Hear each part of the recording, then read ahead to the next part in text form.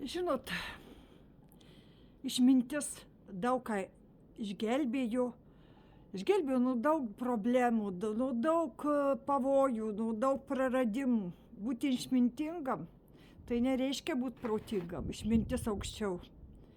Žinot, tokį kaip pavyzdį duosiu jums. Išminčius. Išminčius sėdi ir jį ten, kad tu čia toksai sėdi kažkoks tai, pradėjo kažkoks valkata įžeidinėti.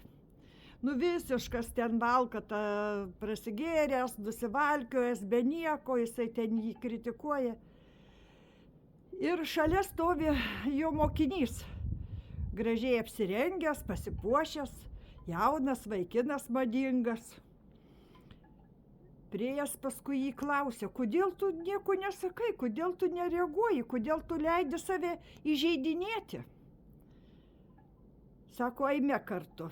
Išminčius nusivedė jį į savo namus, iš sandėlio paėmė tokį sunešiotą rūbą, purviną, suplyšusi ir liepė jį apsirengti.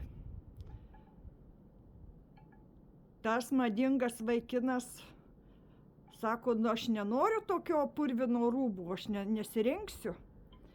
Tai išminčius jam ir sako, tai ir aš nepriimu, nenoriu įsileisti į save to purvo, to purvino žmogaus reakcijos į mane. Aš negirdžiu, aš nereaguoju, aš tiesiog izoliuojuosi nuo tokių žmonių. Nereikia su jais nei diskutuoti, nei auklėti. Jie neša savo karminį gyvenimą, jie savo neša karminės pamokas. Mėlyji, kiekvienas nešat savo tam tikram lygmenį ir karmą, ir pamokas.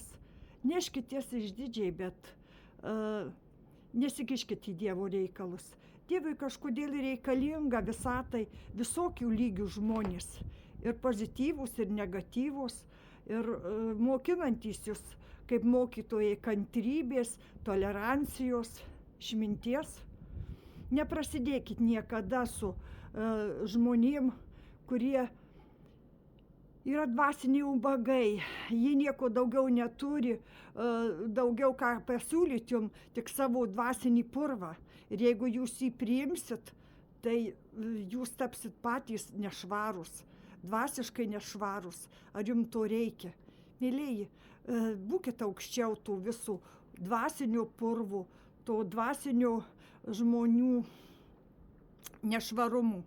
Ir tada jūs klestėsit visur ir visada. Būsit aukščiau už viską, aukščiau už tuos puolusius žmonės. Tada pasieksit didelės viršūnės. Bet kur. Jausmuose, meiliai, santykiuose, versle, karjeroj, tada jūs visur būsit aukštai. Tiesiog ignoruokit negatyvą visur ir visada.